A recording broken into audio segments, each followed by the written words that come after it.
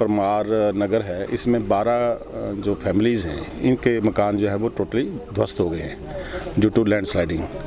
और 12 के लिए हमने यहाँ पे जो हमारा प्राइवेट स्कूल है इसमें इंतज़ाम किया, 3 कमरे हैं, साथ में हमने टेंट जो है वो लगाए जा रहे हैं और रोटी का इंतज़ाम भी किया जा रहा है, 3 टाइम की रोटी का।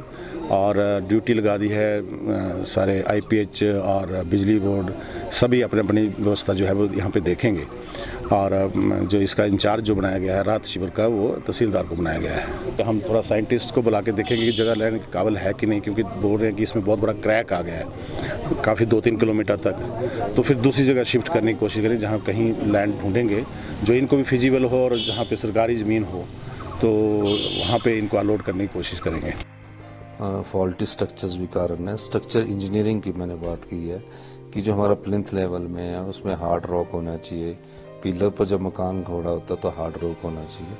और दूसरी जगह ड्रेनेज के कारण भी है। ड्रेनेज के कारण क्या होता है कि पानी पहाड़ में रिसता रहता है और पहाड़ कमज़ोर हो जाते हैं, और जब तेज़ बारिश होती है तो ऐसे हालात पैदा हो जाते हैं क्योंकि पानी रिसता रहता है। कहीं पानी ने तो अपनी जगह बनानी है और फिर पहाड़ कमज़ोर हो जाते हैं, और फिर उस पहाड़ को कमज़ोर में हम जब गर्मी का सीजन होता है तो मकान बनाते हैं, लेकिन ये नहीं देखते कि ये पहाड़ कमज़ोर है और उसके कारण हमें जान माल का नुकसान भी उठाना पड़ता है। क्षेत्र में बहुत बड़ी त्रासदी आई है, जिसके चलते परमार नगर, बिछवाई, थुरल और गगड़खोड़ी में भी बादल फटने की सूचना है, जिसको मैंने खुद जाकर देखा है।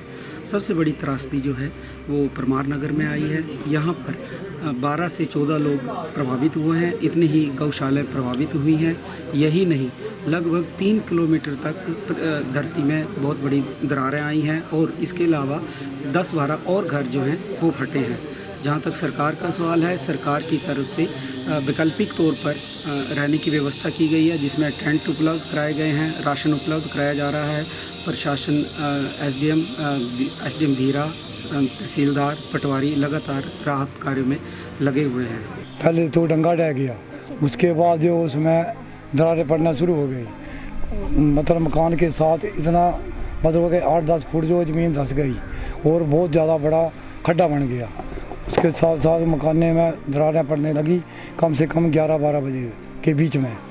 मकान जो है, एक कच्चा मकान था मेरा, एक 2 मंजिला मकान था, स्टोरी थी, उसमें पहले तो कच्चा रह गया, उसके बाद जो पक्का था मकान है, हम घर में ही मौजूद थे, वहाँ पर पूरा पक्का मकान जो है वो उसमें भी दरारें पड़ गई।